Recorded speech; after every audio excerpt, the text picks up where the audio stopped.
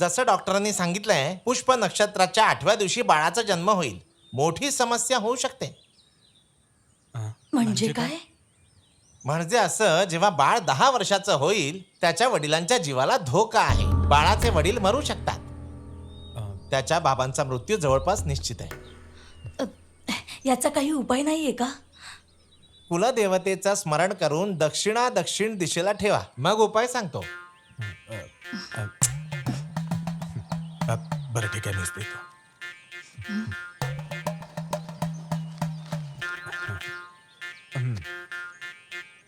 उपाय असा आहे की त्या नक्षत्रामध्ये बाळाचा जन्म होता कामा नये.